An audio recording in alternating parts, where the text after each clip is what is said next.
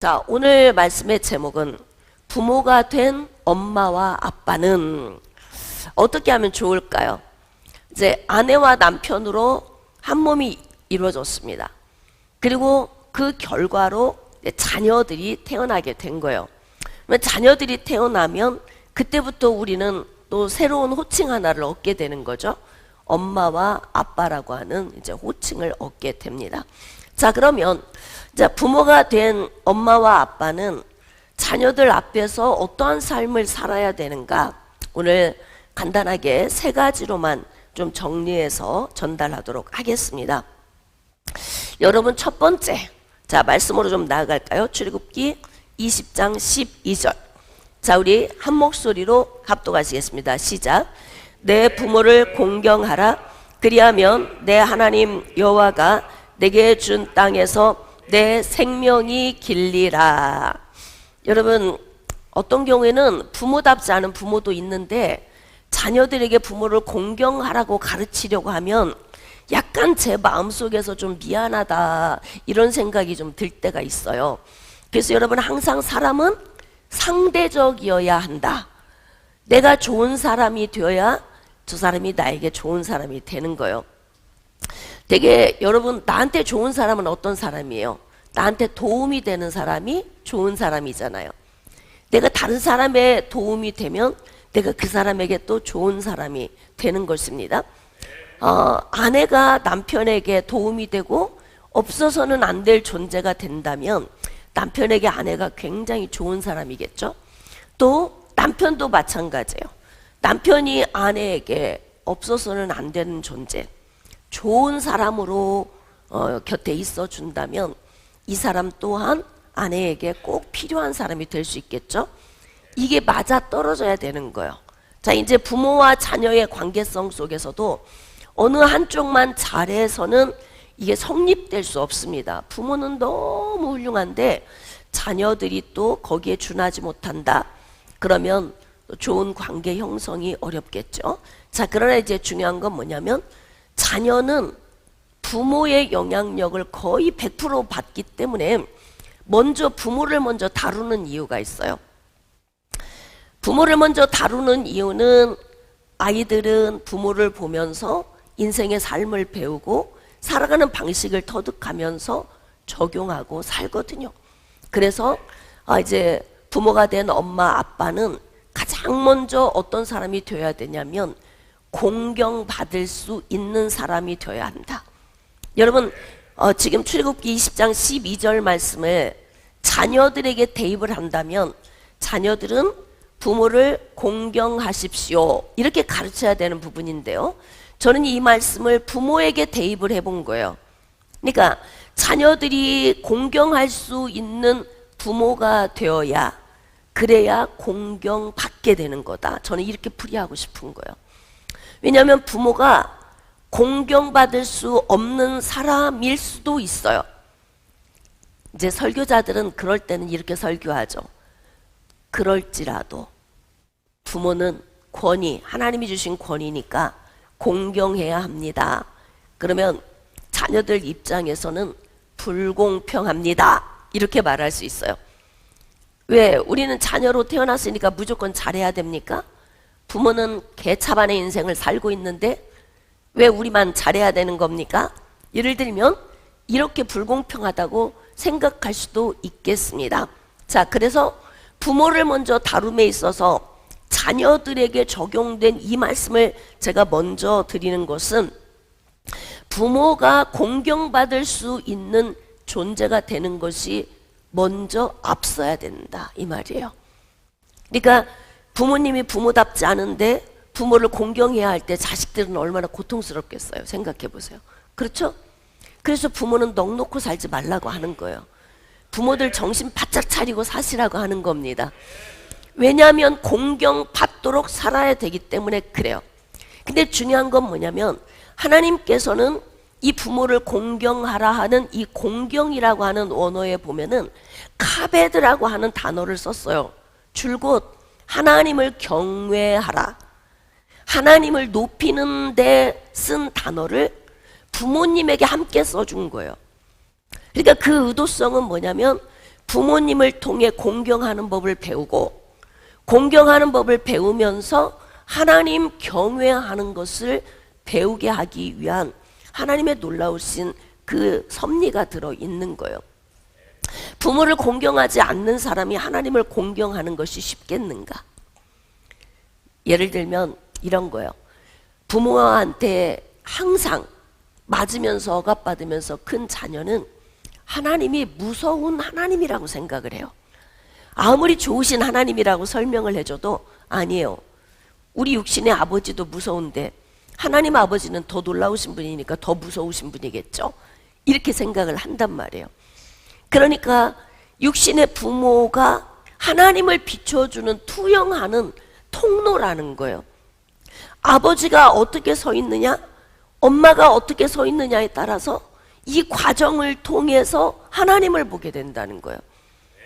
그러니까 아버지의 사랑을 받아본 적이 없는 사람이 하늘에 계신 우리 아버지요 하고 아버지를 이렇게 하면 감동이 안 오는 거예요. 우린 찬양 중에 아버지 사랑합니다 이런 찬양 있잖아요. 근데 도대체 우리 아버지는 공경받을 수 있는 존재도 아니고 전혀 우리에게 사랑도 준 적이 없는데, 그런데 아버지를 부르니까 감동이 안 와. 하나님과 우리 아버지는 분명히 다른 존재인데 하나님은 육신의 아버지를 통해서 하나님 아버지를 나타내 주길 원하시는 거예요. 그래서 부모를 공경하라 라고 하는 이 공경이라고 하는 단어 속에 하나님을 경외하라고 하는 동일한 단어를 여기에다가 넣어주신 겁니다. 그래서 아이를 출산하게 되면 엄마와 아빠가 되잖아요. 부모가 된 엄마와 아빠는 가장 먼저 해야 할 일이 뭐냐면 자녀들 앞에서 내가 이렇게 먼저 걸어간다는 거예요. 그러면 어떻게 해야 되느냐? 비틀거리면서 걸으면 안 돼요. 저는 이제 시골에서 어렸을 때는 시골에서 자랐기 때문에 그 시골의 어린 그 풍경, 어렸을 때 그 풍경을 지금도 기억하고 있어요. 근데 겨울이면 처마 밑에 이렇게 고드름이 열려 있고 남쪽에 햇빛이 이렇게 들어오는 곳이면 남자분들이 거기 다 쭉 앉아 있어. 그리고 거기에서 막걸리를 한 잔씩 드시는 거예요. 그러면 저녁 때 정도 되면 어떻게 하냐면 길에 누워있는 분이 여러 분 계셔. 그리고 예전에는 논밭에 밤이면 통곡 소리가 많이 났어요. 우리 동네만 그런지는 모르겠는데 그렇게 엄마들이 논두렁에 와서 밤이면 울어 통곡하고. 그러니까 무슨 답답한 문제가 있어서 그럴까? 여러분, 엄마와 아빠는 자녀들 앞에서 걸어가는 존재예요. 먼저 걸어가는 존재이기 때문에 걸어갈 때 비틀거리면 안 됩니다. 공경받도록 걸어야 됩니다. 그러려면 말과 행동, 삶을 살아가는 모든 것 하나하나를 어떻게 해야 되느냐? 내 뒤에서 따라오면서 나를 바라보고 있는 자녀들 중심으로 행동을 하는 거예요. 그래서 공경받을 수 있는 준비를 해야 돼요. 여러분, 부모가 끼치는 영향력이 얼마나 크냐면 이제 훌륭한 사람은 우리 아버지는, 우리 어머니는 이렇게 살았으니까 나는 그러지 말아야지 이렇게 맘먹고 혀를 깨물어가면서 안 하는 사람이 있기도 해요. 근데 대부분은 학습이 되면 자기도 모르는 사이에 툭 튀어나와. 툭 이렇게 잔소리 많이 하는 어머니의 모습을 보고 자란 자녀들은 자기도 모르게 잔소리를 많이 해요. 아버지를 무시하는 엄마 있는 데서 자란 사람은 결혼하면 배우자를 계속 무시하는 행동을 의도성 없이 합니다. 이 영향력이라고 하는 것이 이게 굉장히 중요하거든요. 여러분, 부모가 반드시 걸어가지 못하면 어떤 문제가 발생되냐면 아브라함 이야기를 좀 해보려고 합니다. 오늘은 아브라함, 이삭, 야곱, 요셉까지 창세기가 4대에 걸쳐 기록되어 있거든요. 그래서 그 집안의 문제가 굉장히 세밀하게 기록이 되어져 있어요. 아브라함이 하나님의 부름을 받고 갈대아 우르에서 나왔습니다. 가나안 땅을 들어갔는데 자기 아내가 너무 예쁜 거예요. 너무 빛이 나. 피부색이 다르기 때문에 그래요. 너무 빛이 나는 아내 때문에 아내를 빼앗아가기 위해서 혹시 자기를 죽이지 않을까? 그래서 아내와 약속을 냈습니다. 내가 가는 곳마다 혹시 내 생명에 위험한 문제가 오거든 당신은 빨리 잽싸게 오라버니라고 얘기해줘야 돼. 그리고 어떻게 하는 거예요? 그냥 다른 남자가 당신을 데리고 가면 그냥 따라가. 내가 살아야 되니까. 난 죽고 싶지 않아. 그러면서 이 말씀이 또 창세기 20장에 기록되어 있는데 어떻게 기록이 되어 있냐면 그가 애굽에 내려가서 아내를 팔은 적이 있는데요. 그랄 왕 아비멜렉 앞에서 아내를 또 팔아요. 기록이 2번만 되어 있는 것으로 전부일까요? 버릇 고치기 쉬워요, 어려워요? 자, 여러분 가만히 생각해 보세요. 성품 변하는 게 쉽습니까, 어렵습니까? 우리 기질적인 거 고치는 거 쉽습니까, 어렵습니까? 어렵잖아요. 굉장히 어렵죠. 근데 성경에 2번이 기록됐다면 이거 엄청난 거예요. 안 기록된 건 셀 수 없다는 이야기야. 그럴 수 있어요. 주어진 분량 안에 똑같은 사건이 2번 기록됐다면 아브라함은 이러한 행동을 반복적으로 하고 살았다는 거예요. 자, 근데 누이라고 속였는데 나중에 100세가 돼서 이삭을 낳았잖아요. 그랬더니 이삭이 똑같은 행동을 또 하네. 자, 지금 한번 엄마와 아빠 되신 분들 잘 한번 생각해 보세요. 어쩜 저렇게 똑같아? 이런 얘기 해본 적 있어요? 자녀들에게? 어쩜 그렇게 넌 네 아빠하고 똑 닮았니? 이런 거. 에? 술고래도 닮았고 골초도 닮았고 말하는 것도 닮았고 먹는 것도 닮았고 그냥 어쩜 이렇게 아빠만 닮았니? 뭐 이런 얘기. 근데 그게 대부분 사람들이 있잖아요. 좋은 거 닮았을 때는 너 아빠 닮아서 그래 이런 얘기 별로 안 하죠. 아빠가 성실하니까 네가 성실하구나. 에? 아빠가 탁월해서 네가 탁월한 거야. 이런 이야기는 잘 안 해. 사람이요, 이 장점을 보는 눈은 좀 닫혀 있고요. 모든 게 이게 단점으로 집중이 돼요. 왜냐하면 사람이 학습될 때 좋은 걸 배우는 것보다 안 좋은 걸 배우는 게 훨씬 빠릅니다. 왜일까요? 죄의 본성이 있어서 그래요. 그래서 안 좋은 걸 빨리 학습을 해.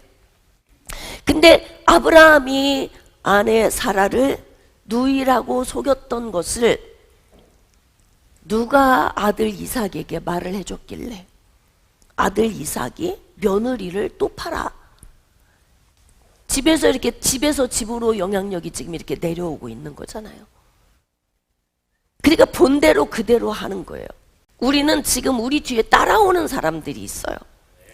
그래서 우리는 의도적으로라도 좋은 걸 보여줘야 돼요. 왜냐하면 부모가 된 엄마와 아빠는 앞으로 자녀들이 자라서 남편과 아내가 되고 엄마와 아빠가 될 그 날을 준비시켜주는 존재예요. 그래서 엄마와 아빠는 이 아이들이 나중에 자라서 남편과 아내가 되고 엄마와 아빠가 되어서 성숙하게 살아갈 그 날을 생각하면서 말을 하고 행동을 하고 삶을 살아가야 되는 거예요. 근데 이렇게 살아간 삶을 자녀들이 그대로 보고 그대로 행동을 하게 되죠. 이런 모습을 보면서 우리는 어떻게 해야 되느냐? 우리가 좀 바르게 걸었으면 좋겠다 이런 생각이 들어요. 거짓말도 자녀들 앞에서 아무 생각 없이 거짓말하는 사람들, 그냥 부정적인 말을 아무 생각 없이 하는 사람들, 돈을 쓰는데 계산도 없이 생각도 없이 따지지도 않고 막 쓰는 사람, 물 쓰듯이 쓰는 사람들, 자녀들 앞에서 여러분 이 모든 것 하나하나가 부모가 끼치는 영향력입니다. 그래서 부모가 살아가는 날 동안에 하는 모든 행동 하나하나는 내 뒤에 따라오는 자녀들을 의식하면서 살아가야 되는 거예요. 이제 성경 말씀에 보면은 창세기 9장에 여러분이 잘 아는 말씀이 있습니다. 가나안의 아비 함의 문제가 나와요. 자, 말씀을 봅시다. 창세기 9장 20절. 노아가 농사를 시작하여 포도나무를 심었더니 포도주를 마시고 취하여 그 장막 안에서 벌거벗은지라. 헐, 이런 일이 있었네요. 아버지가 이러면 자녀가 또 어떤 문제가 생길까요? 여러분, 이게 죄의 본성이 얼마나 강한지, 지금 죄 때문에 홍수 사건을 경험한 사람이에요. 노아는. 그렇잖아요. 죄가 관영했다. 끝까지 차올랐다. 그래서 어떻게 했냐면 하나님께서 노아의 가족 8식구만 남겨놓고 다 쓸어서 숨쉬는 모든 것까지 다 쓸어버린 거예요. 근데 그 광경을 본 노아가 이제 방주에서 나와서 농사를 지었는데요. 포도가 막, 송이가 막 열린 거예요. 그랬더니 주스를 만들지 왜 술을 만들었는지 모르겠어. 포도주를 만들었네요. 금방 죄 때문에 멸망한 인류를 봤는데, 근데 다시 범죄하는 길로 나가요. 죄의 문제는 이렇게 우리와 끈적끈적한 관계성이 있어요. 우리 안에 죄의 본성이 있기 때문에 그래요. 그래서 아버지가 처신을 잘못하면 자식들의 인생이 기울어질 수 있어요. 자, 그래서 노아가 술이 잔뜩 취해가지고 옷을 벗고서 누워서 자고 있는 거예요. 제정신이 아니에요. 근데 이 광경을 누가 봤냐면 둘째 아들 함이 봤어요. 이 광경을. 근데 어쩔 수 없이 지나가다가 얼떨결에 봤더라면 아이고, 그리고 어떻게 해요? 그냥 더 자세히 보지 말고 뒷걸음질 쳐서 뭐라도 하나 갖다 싹 덮어드렸어야 되는데, 함이 가가지고 그 형제들에게 가서 흉을 받습니다. 야, 근데 셈과 야벳이 덮을 걸 가지고 뒷걸음질 쳐서 간 거죠. 뒷걸음질 쳐서 조심히 가서 싹 안 보고 요렇게 덮고 나왔어. 근데 이제 아버지가 술이 깬 상태에서 그 이야기를 다 들은 거예요. 함이 한 행동을. 좀 여러분은 이해가 안 되겠지만, 술은 당신이 먹고 옷도 다 벗고 제정신 아니게 누워 있었는데, 그런 당신을 흉봤다고 저주하는 아버지는 또 뭐야? 성경을 읽으시면서 여러분은 어떤 생각이 들으신 거예요? 응? 이제 우리는 이 말씀 속에서 권위를 좀 볼 수 있어요. 권위. 부모에게 주신 권위. 이 권위에 대한 도전이었어. 함은요. 그래서 저주를 받은 거예요. 그러면 여기서 우리가 좀 할 말이 있어요. 자녀들의 입장에서는. 그런 문제 발생 안 시켰으면 이런 일도 없었잖아요. 이렇게 되는 거예요. 그러니까 오늘은 우리가 가정의 달을 맞이해서 가정의 안에서의 관점으로 본다면 자녀들이 범죄할 수 있는 여지를 주면 안 된다는 거예요. 아버지의 권위는 곧 하나님의 권위예요. 부모를 공경하는 건 하나님 공경하는 연습이에요. 훈련이고. 근데 그런 부모를 수치를 가려주지 않고 수치를 들춰냈어요. 그것 때문에 저주를 받긴 했지만, 저는 여기서 우리 부모의 세대에게 뭘 당부드리고 싶냐면, 자식들이 부모로 인해서 범죄할 수 있는 여지를 안 줬으면 좋겠다. 그 말씀을 드리고 싶은 거예요. 우리가 흥청망청 인생을 살면 그 영향력을 받는 자녀들이 분명히 있습니다. 있을까요? 없을까요? 흥청망청 살면 뭐 5이고 6이고 나면 그 가운데 꼭 나 닮은 아이가 꼭 있어요. 나 닮으면 좋아야 되는데 안 좋은 것만 닮은 자녀를 보면 그렇게 괴롭다고 하더라고요. 나를 쏙 빼닮았는데 내 단점만 닮았어. 신중하지 않은 것, 말 함부로 하는 것, 생각 없이 말하는 것, 생각 없이 돈 쓰는 것, 책임감 없는 것, 불성실한 것, 게으르고 나태한 것, 성격 다혈질적인 것, 기타 등등 전부 내 안에 있는 안 좋은 것만 저 녀석이 다 빨대로 빨아가듯이 다 흡수해서 가져간 거예요. 나를 닮았다고 다 좋은 게 아니고 좋은 걸 닮아야 되는데 안 좋은 걸 닮아가지고 그 아이를 보면 누구를 보는 것 같다? 나를 보는 것 같다. 그래서 그 아이를 보면 싫은 거야. 괴롭고 마음이 아픈 거예요. 응? 근데 여기에서 함이 범죄했는데 그의 아들 가나안이 저주를 받습니다.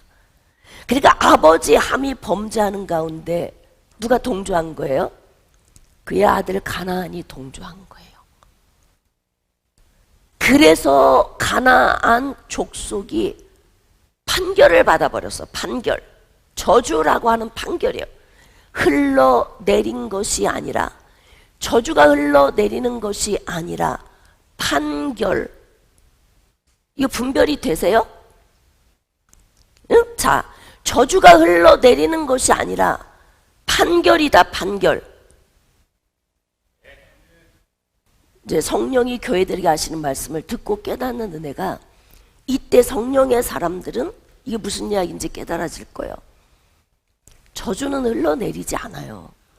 그런데 가나안 족속을 저주하신 이 저주는 흘러내리는 저주가 아니라 가나안 가문에 대한 심판 판결이었다 이 말이에요. 이해가 되십니까? 그러니까 결국 뭐냐면 부모가 반드시 걷지 못하고 비틀거리며 걸었던 것 때문에 자녀의 삶이 이렇게 저주를 받게 되는 문제가 오게 된 것입니다. 그러니까 우리는 부모의 수치를 가리지 못한 가나안 족속의 문제도 문제이지만 여기서 우리는 다시 돌려서 보면은 자녀들이 그렇게 될 수밖에 없는 요인을 제공한 아버지의 이 문제도 엄청난 문제인 거예요. 그래서 저는 뭘 말씀드리고 싶냐면, 부모를 공경하라, 자녀들에게 이 말을 하려면 어떻게 해야 되냐면 부모의 세대가, 부모가 된 엄마와 아빠가 공경받도록 살아야 된다. 부모가 된 엄마 아빠는 가장 자녀들 앞에서 중요한 첫 번째를 어디에 꼽아야 되냐면 공경받도록 삶을 살아가시기를 축복합니다. 그래서 자녀들이 볼 때 우리 엄마 아빠가 내 인생의 롤 모델입니다. 이렇게 말할 수 있어야 돼요. 여러분은 어떻게 생각하세요? 자, 지금 부모 세대, 부모들이 지금 여기 앉아 계시는데 이 말씀이 좀 오늘 눌리십니까? 어때요? 자녀들이 나를 보면서 우리 엄마 아빠가 내 인생의 모델입니다. 이런 얘기 들어보신 분 있어요? 들어보신 분? 가정의 달은 아주 찬물을 끼얹은 듯한 고요함이 있어. 이게 예배에. 왜냐면 우리가 잘못 살아온 게 너무 많아가지고. 그리고 행복을 만들지 못하고 불행한 삶을 살아왔고 서로가 마음이 갈기갈기 찢겼고 별로 행복한 집이 별로 많지 않아요. 그러다 보니까 가정의 달 이런 설교를 하면 하는 목사님도 괴롭고 듣는 성도도 괴로운 달이 무슨 달? 가정의 달. 가정의 달. 그러니까 자녀들이 보면서 좀 배우고 싶다, 닮고 싶다 라고 하는 말을 듣도록 부모는 살아야 된다는 거죠. 그렇게 하려면 정말 많은 생각을 해야 합니다. 나의 삶의 모든 영역, 하나하나의 모든 삶의 영역에서 앞으로 남편과 아내가 될 자녀, 그리고 부모가 될 자녀, 이들이 내가 살아온 삶을 답습하지 않도록 안 좋은 모습은 아이들에게 보이지 않고 좋은 모습, 긍정적인 모습만 보이며 가는 것, 이게 먼저 우선시 되어야, 그래야만이 자녀들에게도 부모를 공경하라 이렇게 말할 수 있겠습니다. 자, 그래서 저는 부모 세대인 우리 본당을 채우고 있는 부모님들에게 당부를 드립니다. 삶을 살아가는 동안 본이 되는 삶을 사십시오. 내가 본이 되는 삶을 살지 못하면 그 삶이 자녀들에게 영향력이 되어서 이렇게 없어도 될 고난의 문제가 또 발생하게 되는 것입니다. 자, 이제 두 번째, 부모가 된 엄마와 아빠는 자녀들을 어떻게 키워야 하느냐. 항상 머리에 염두할 게 있어요. 물론 많은 것을 전달하면 좋겠지만 자녀들을 양육함에 있어서 간과해서는 안 될 게 있어요. 그게 뭐냐면 자녀들의 인품입니다. 자녀들의 인품. 근데 오늘 본문 말씀에 에베소서 6장 4절 말씀에 뭐라고 기록이 되어져 있냐면 아비들아 너희 자녀를 노엽게 하지 말고, 여기 노엽게 하지 말아라 이거요. 그러니까 부모가 자녀를 양육함에 있어서 자녀들을 노엽게 하는 요인은 무엇일까요? 노엽게 하는 요인. 뭐 유치원 같은 데 가면 우리 이제 애기들을 맡기잖아요. 맡기면 막 애기들을 막 때리고, 선생님들이 다 그런 건 아니에요. 근데 뭐냐면 성품 자체가 빚어지지 않아서 그냥 맡겨준 애기를 쥐어받고 막 안 먹는다고 하는 애들 입에다가 막 밀어넣고 막 이런 영상 우리가 자주 보잖아요. 가끔씩. 왜 저들은 저럴 수밖에 없나 생각해 보세요. 인간이라면 그럴 수 있겠어요? 남의 자식은 내 자식 아닌가? 남의 건 그렇게 해도 되고 내 것만 아까워서 벌벌 떨어야 되는 거예요? 다 그런 마음이면 내 자식 다른 데 보내면 내 자식도 그런 학대와 멸시를 받게 된다고요.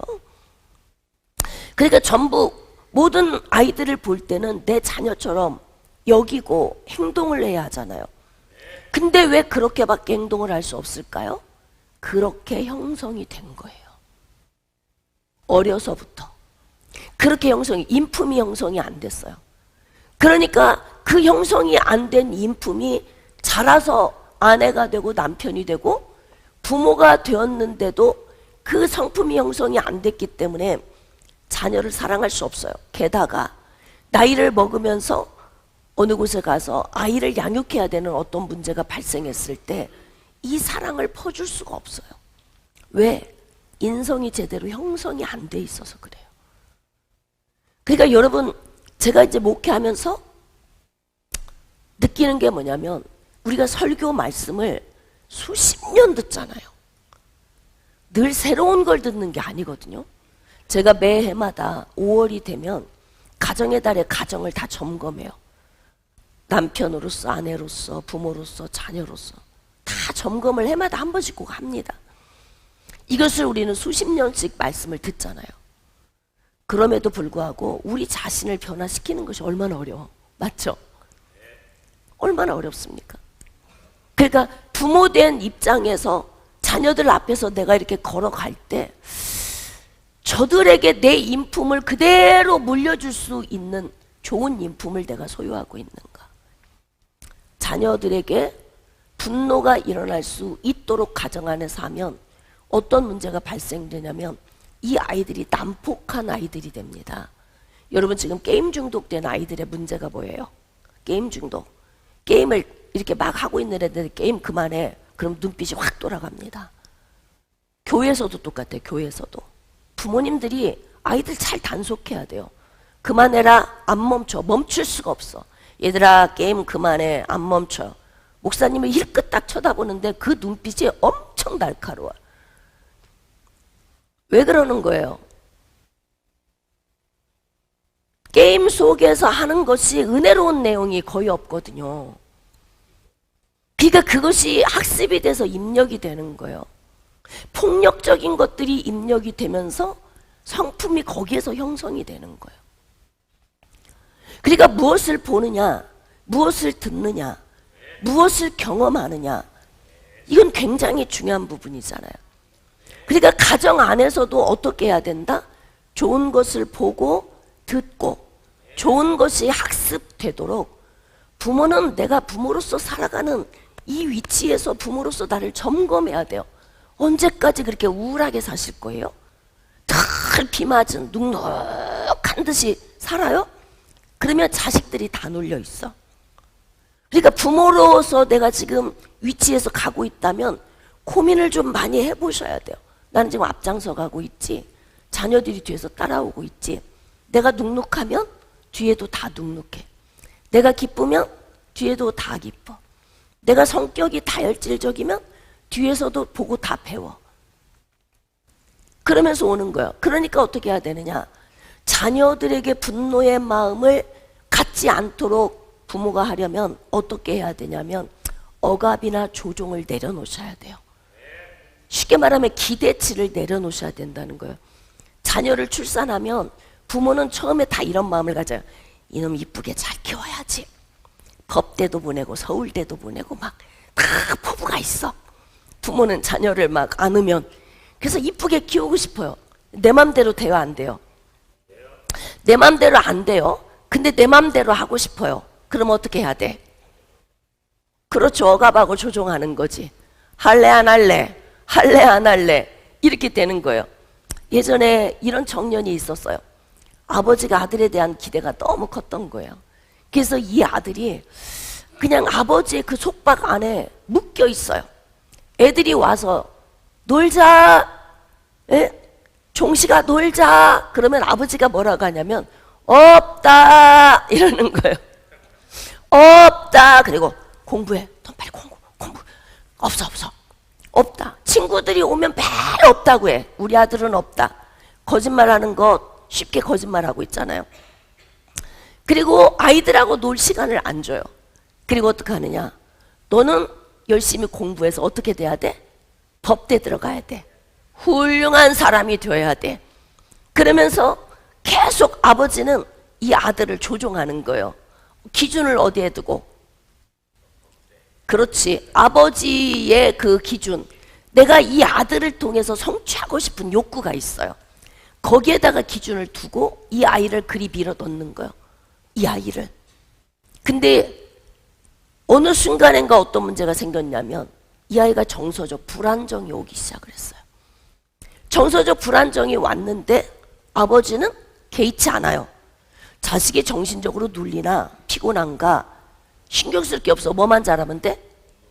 그렇지. 공부만 잘하면 돼. 그래가지고 어디 가면 되는 거예요? 서울대 법대를 가면 되는 거예요. 그러니까 오직 목표를 거기에다 두고 이 아이를 계속 억압하고 조종을 하는 거예요. 근데 어느 때부턴가 환청이 들리고 환시가 보이기 시작해요. 왜? 아버지로부터 받았던 이 스트레스가 정신적 충격이 되는 거예요. 이게 상처가 되는 거예요. 자, 여러분, 마귀는 두루두루 다니면서 삼킬 자를 찾아요. 삼킬 사람, 대상, 목표물, 목표 지점이 어디예요? 악한 생각이 목표 지점이라고요. 그러니까 그것으로 인하여서 상처를 많이 받았던 그 아이 마음속에 상처 속으로 어둠이 들어가 버렸네. 자, 그럼 생각해 봅시다. 내 아들 잘 키워서 서울대 법대 보내서 출세를 좀 시키고 싶었는데 정신병 환자가 돼버렸어. 그래가지고 온전한 삶을 살지를 못해요. 이게 바로 뭐냐면 부모가 자식을 노엽게 하는 거예요. 그러니까 이런 아이들은 부모에게 뭘 돌려주고 싶냐면 아버지 그래요? 자유도 안 주고 거짓말하고 제 인생을 이렇게 아버지가 들고 지금 핸들링하는 거죠? 그럼 어떻게 해요? 제가 법대 가나 보세요. 정신줄을 놓아버려. 그렇게 하고 어떻게 하는 거예요? 그 보상을 아버지에게 그대로 돌려주는 거예요. 여러분 부부도 마찬가지예요. 부부도 남편이 아내를 억압하잖아요. 억압하는 걸 계속 듣고 살아. 어느 순간에 몸에 병이 와요. 그럼 어떻게 하는 줄 아세요? 자기를 놔버려. 그러면 억압했던 남편이 벌벌 떨잖아. 그럼 이때 어떻게 하는 줄 아세요?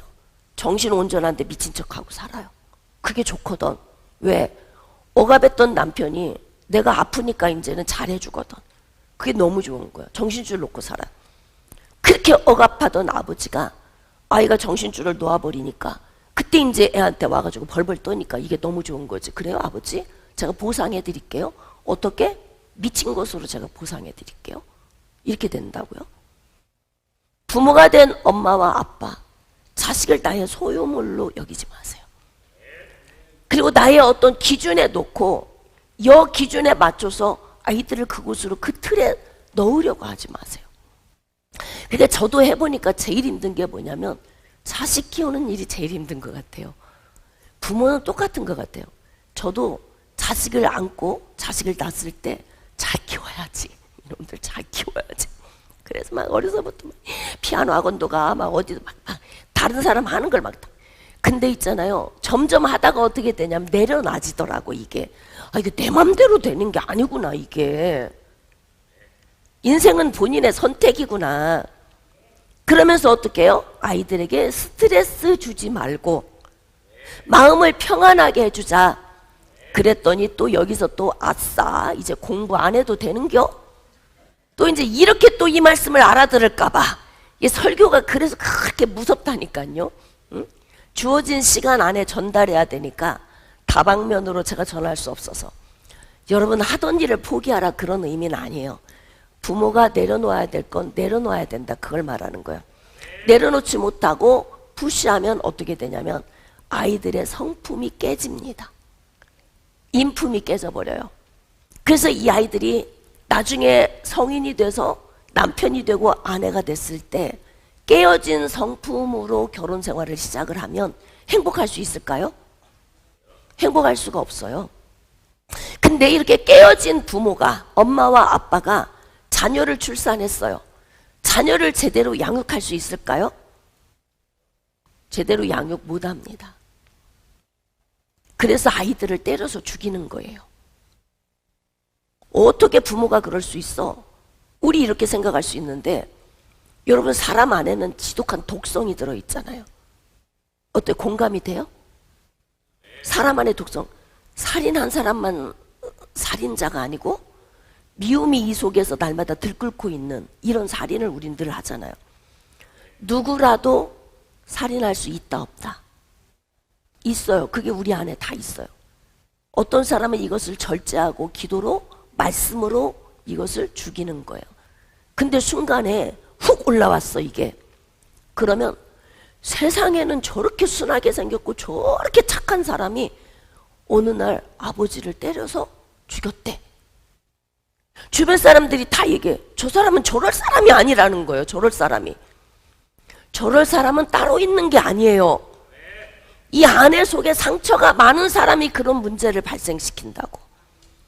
그러니까 자녀들을 인품을 마음에 두고 우리가 삶을 살아가면 아이들이 온유하게 잘 형성되어지면 어떻게 되느냐. 이 아이들이 나중에 자라서 남편과 아내가 되고 엄마와 아빠가 됐을 때 좋은 사람을 만들어내는 거예요. 그러니까 부모된 우리는 어떻게 해야 되냐면 좋은 인품의 사람으로 자녀들을 양육하도록 몸부림을 쳐야 됩니다. 근데 성경에서 제가 창세기에서 계시록까지 막 묵상을 해보는 거예요.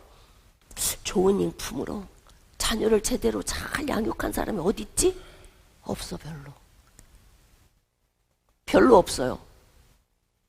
여러분 아브라함의 가족, 이삭의 가족, 야곱의 가정 다 들어가 보면 그렇게 좋은 인품의 사람들이 없는 걸 우리가 보게 돼. 그래서 엄마는 둘째 아들 좋아하고 아빠는 큰 아들 좋아하고, 이게 눈에 집 이야기예요. 에서와 야곱을 낳은 집, 이삭과 리브가 이야기라고. 고기 요리를 해오는 큰 아들을 좋아하는 이삭, 엄마 치마폭에 쌓여서 주방에 따라다니면서 엄마하고 살갑게 대화해주는 작은 아들 야곱, 엄마가 좋아하는 거예요. 그러면서 어떻게 하냐면 내가 좋아하는 자녀 이외의 자녀 속에 분노가 일어나는 걸 감지하지 못하고 살아요. 그러니까 이삭이 눈이 어두워서 이제 세상 떠나려고 막 정리를 하기 시작을 하는데, 이때 큰아들 에서를 부른 거예요. 아버지가 네가 해온 요리 좋아하는 거 알지? 빨리 가서 잡아가지고 요리해와, 내가 축복해 줄게. 그 혼자 앉혀놓고 해야 되는 거예요? 고민해 보셔요. 고민해 보셔요. 그냥 여러분들 돌아가시기 전에 입에 혀처럼 구는 사위나 며느리나 누가 와서 어머님 어머님 그러면 다른 며느리 다 제껴놓고 막 돈 다 뺏어주고 나중에 돌아가신 후에 형제지간에 전부 다 아주 물불이 흩어지는 문제, 이거 발생되죠. 그러니까 결국 우리 이 부모의 위치에서 해야 되는 이러한 성숙한 삶이 우리에게 필요한데, 엄마 리브가는 야곱만 감싸고 있어. 큰아들에서는 상관없어요. 분노를 가져도 상관이 없어. 내가 이뻐하는 내 새끼 야곱만 복을 받으면 되는 거고요. 그 다음에 이삭 아버지는 늘 내 마음을 시원케 해. 고기 먹고 싶을 때 되면 짐승 잡아와서 고기 요리를 해주는 큰아들 에서만 이쁜 거예요. 그러니까 작은 아들 야곱이 상처받고 안에서 힘들어할 것까지는 생각을 못해. 그러니까 결국 어떤 문제가 발생이 되냐면 아버지는 큰아들을 복 주겠다고 하고 어머니는 작은 아들에게 복을 받게 하고 싶고, 그러니까 어떻게 짐승을 잡으러 나간 사이에 엄마가 작은 아들에게 와가지고 너 빨리 와서 얼른 짐승 잡아와. 엄마가 요리해줄게. 형 털옷 빨리 갈아입고 형 냄새나는 옷으로 빨리 치장하고 변장하고 와. 이게 지금 집안에서 일어날 문제냐고요. 이게 잘 생각해 보세요.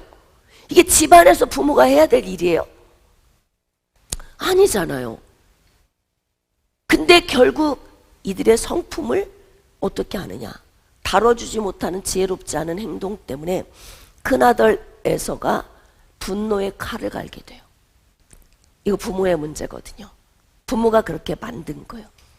그래서 어떻게 해야 되냐면 항상 자녀들을 양육할 때는 균등하게, 할렐루야, 편애하지 말고, 그리고 분노가 일어나지 않도록 내 기준점을 내려놓고 이 아이의 아이됨에 그 분복 안에서 그 아이가 삶을 살아갈 수 있도록 부모가 마음을 내려놓는 것, 이거 굉장히 중요합니다.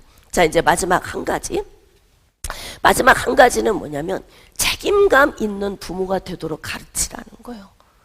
그러니까 부모가 된 엄마와 아빠는 내 뒤에 따라오고 있는 아이들이 나를 보고 그대로 배워요. 부모가 무책임하잖아요. 애들이 배워요, 그걸. 부모가 불성실하잖아요. 애들이 보고 배운다고요. 부모가 늘 부지런하고 성실하게 살면 그것을 보고 애들이 배워. 어렸을 때에야 뭔 줄을 모르니까 그냥 애들이 살 수 있겠지만 성인이 된 다음에 자기 부모를 생각을 해보면 그러면 어떻게, 아, 우리 엄마 아빠는 이렇게 살았지. 그러니까 애들이 그 모습을 기억하고 열심히 사는 거예요. 그래서 할 수만 있으면 어떻게 해야 되냐면 긴장감을 가지고 사는 것이 굉장히 중요합니다. 자, 그래서 이제 부모는 자녀를 어떻게 양육을 해야 되냐면 잠언 13장 24절, 매를 아끼는 자는 그의 자식을 미워함이라, 자식을 사랑하는 자는 근실이 징계하느니라. 여기 자녀들 부모님이 매를 드는 것, 이게 사랑해서 드는 거다. 지금 이렇게 매 안 드는 것, 이거는 심각한 문제다, 이렇게 말하잖아요. 엊그제 차를 타고 예배 끝나고 애들하고 가는데 그 이야기를 하더라고. 엄마, 우리가 어렸을 때는요 진짜 무서웠던 게 있었대. 언니하고 둘이 얘기를 나눴대. 근데 그게 뭐냐 그랬더니 집에 가서 보자. 집에 가서 보자. 이거 5대 이런 거, 이게 그렇게 무서웠다는 거예요, 어렸을 때는. 그러면요 정말 뭐 예배를 빠졌다, 아니면은 뭐 이렇게 엄마가 볼 때 이것이 그냥 놔두면 나중에 고질적인 문제가 되겠다라고 하는 어떤 요인이 있으면 새놈 다 서, 그리고 효자손 갖다가 누구부터 맞을래? 그리고 애들을 똑같이 때렸어요. 누가 하나가 문제가 있어도 새놈을 다 세워놓고 그냥 이때 싸잡아 혼내는 거야, 다. 너는 이랬지 그래가지고 다 똑같이 때리는 거야, 똑같이. 예? 맨 먼저 맞고 나간 놈만 손해지 사실은. 예, 나머지는 이제 알아서 하니까. 근데 이제 중요한 건 뭐냐면 이렇게 부모가 아이들 어렸을 때 감정의 매, 분노의 매가 아닌 어떤 매를 들어라? 사랑의 매, 훈육하는 매를 들어야 된다는 거예요. 근데 요즘에는 부모가 이렇게 매를 들으면 어떻게 한다? 신고해. 신고해. 이렇게 된다고요. 부모가 때렸대 그럼 빨리 신고해. 집에서 애들이 막 형하고 동생이 싸워. 형하고 동생이 싸웠는데요. 경찰관이 왔대요. 아버지가 막 달려가서 보니까 경찰관이 온 거야. 왜 그랬나 그랬더니 형이 동생을 때린다고 동생이 신고를 한 거야. 중학생, 고등학생 형제가. 그래가지고 동생이 뭐라 그랬냐면 경찰관한테 형 좀 가둬버리세요 이런 거예요. 지금 학교에서 그렇게 가르친다고. 그래서 부모가 매를 드는 게 뭐 폭행이나 폭력으로 생각을 해요. 근데 하나님은 우리에게 자녀들에게 징계의 매를 아끼지 말아라. 아끼지 말아라 이렇게 말씀하고 있어요. 그 대신 철저하게. 자녀를 키우다 보면 분노가 일어날 때가 있죠. 있어요 없어요? 쥐어 패버리고 싶을 때 있잖아. 왜? 근데 이때 그렇게 되면 안 돼요. 아이들을 매로 훈육하잖아요. 왜 맞는지 설명해주고 정당한 매를 맞잖아요. 애들이 기억을 안 해요. 잊어버리더라고요. 억울한 매를 맞잖아요. 그럼 어떻게 돼요? 생생하게 남아. 생생하게. 그래서 부모는 자녀에게 매를 들을 때 어떻게 해야 되냐면 네가 왜 맞는지 알지? 이유를 얘기해줘. 그리고 저는 항상 몇 대 결정해 네가. 그렇게 해서 때렸다고요. 아이들에게. 매를 댔다고. 근데 매를 대고 나면 또 항상 빠지지 않고 하는 게 있어요. 이리 와. 사랑해. 맨 마지막에 꼭 안아주고 사랑한다고 꼭 말을 해줬어요. 제가 아이들이 어렸을 때. 그러면 엄마가 미워서 때린 게 아니고 감정으로 때린 게 아니라 우리 잘 되라고 때린 거구나. 이걸 아는 거예요. 그러니까 부모가 된 엄마와 아빠는 얼마나 성숙해져야 돼. 자녀들을 양육할 때. 하나님께서 이렇게 매를 대라고 하잖아요. 잠언 29장 15절. 채찍과 꾸지람이 지혜를 주거늘 임으로 행하게 내버려둔 자식은 어미를 욕되게 하느니라. 그냥 되는 대로. 요즘에 있잖아요. 어디 이렇게 뭐 이렇게 쇼핑 같은 데 가면 엄마들이 애들한테 스마트폰 탁 안겨놓고 2시간이고 3시간이고 놀아. 엄마들끼리. 방치된 상태예요. 그리고 이 아이들은 뭐냐면 거기 게임 속으로 들어가. 그래가지고 다른 세계에서 놀고 있어요. 그러면서 정서적인 영역이 형성돼요. 앞으로 우리 결혼할 청년들 잘 들으세요. 금방 가면은 금방 아이 출산하잖아요. 그럼 애들은 어떻게 해야 되느냐? 적어도 자기를 절제할 수 있는 중학교를 들어갈 수 있는 나이까지는 절대 게임을 접하지 못하도록 해야 돼요. 근데 지금 부모들은 그렇지 않아요. 그냥 나 놀아야 돼, 나 놀아야 돼. 애들은 어떻게 되든지 말든지. 그럼 그 대가 누가 치르는 거예요? 부모인 내가 또 치른다고요. 이 대가를. 근데 하나님은 뭐라고 말씀하시냐면 방치하지 말라고 하는 거예요. 방치. 부모가 된 엄마와 아빠는 자녀들을 방치하지 말아라. 그러니까 아이들을 양육해야 하는 적어도 이제 뭐 한 14살, 5살 정도만 돼도 그 정도만 돼도 거의 이제 성품들이 다 형성이 되잖아요. 그때까지만 해도 자녀들에게 모든 에너지를 다 쏟아줘야 돼. 사랑도 쏟아줘야 되고 인내도 쏟아줘야 되고 이때 그냥 돌보고 가르치고 이때 정성을 다 쏟아 놓아야 그래야 어떡하느냐? 애물단지가 되지 않는다는 거예요.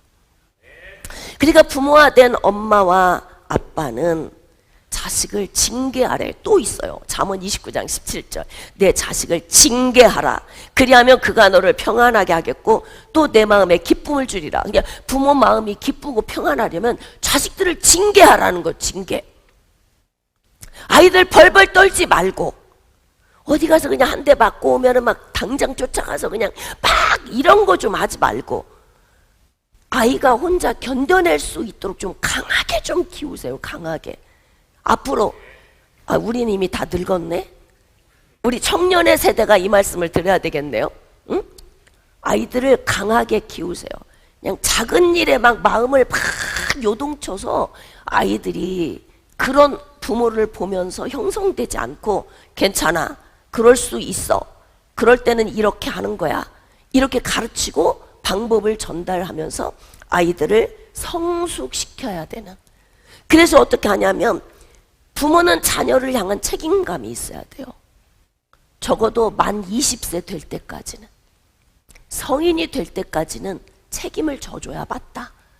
그리고 20세가 넘으면 이때는 성인이니까 본인들이 알아서 살 수 있는 나이가 된 거예요. 그때는 자유하게 아이들에게 그들의 삶을 살도록 해줘야 돼. 이 말씀이 또 나 20살이에요. 날짜 세워가면서 3일 남았어요. 이러면서 20살 기다렸다가 그냥 될 대로 되라, 이렇게 살아라, 이런 말은 아니야. 그러나 부모의 마음의 부담감을 내려놓는 것이 성인이 되는 만 20세의 나이입니다. 자, 여러분 좀 정리를 하도록 하겠습니다. 부모가 된 엄마와 아빠는 자녀들 앞에서 어떤 삶을 살아야 되냐면 좀 존경받도록 사세요. 난 우리 엄마처럼 우리 아빠처럼 살고 싶어, 이런 소리 듣도록 살으셔야 돼요. 자, 두 번째는 자녀들을 어떻게 양육해야 되냐면 인성이, 좋은 인성이 형성되도록 그렇게 양육을 해야 돼요. 분노가 일어나지 않도록 억압이나 조종의 삶이 아닌 아이들 스스로 자기의 삶을 결정하고 살 수 있도록 해줘야 되는 거예요. 자, 마지막으로 어떻게 해야 되냐면 책임감 있는 부모가 되도록 가르치려면 누가 책임감이 있어야 돼? 그럼요, 내가, 부모인 내가, 부모가 책임감 있는 삶을 살아야 이 아이들이 부모가 되었을 때 또 책임감 있는 삶을 살게 되는 거예요. 왜냐하면 본대로 배우기 때문에 그렇습니다. 사랑하는 여러분, 부모가 된 엄마와 아빠, 오늘 좀 고민해 보셨습니까? 이런 말을 여러분이 염두에 두시면서 지금 자녀를 양육하고 있는 세대들은, 또 앞으로 출산하게 될 청년의 세대들은 이 말씀을 심장에 새기고 자녀들을 양육할 때 말씀으로 잘 적용하셔서 복된 자녀들로 성장시켜 주시기를 주님의 이름으로 축복합니다.